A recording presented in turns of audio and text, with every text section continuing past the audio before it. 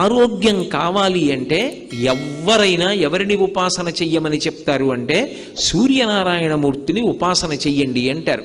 ఇప్పటికీ పిల్లల దగ్గర నుంచి పెద్దల వరకు సూర్య నమస్కారాలు చేస్తారు.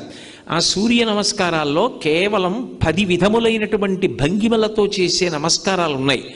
అవి తేలికగా చెయ్యడానికి వీలుగా ఉంటాయి. ఆ సూర్య నమస్కారం చెయ్యడం కేవలము శరీరమునకు ఆరోగ్యం ఇవ్వడానికి ఒక్కదానికే కాదు, ఆ సమయంలో సూర్య బింబాన్ని ఉపాసన చేస్తారు మనసుతో.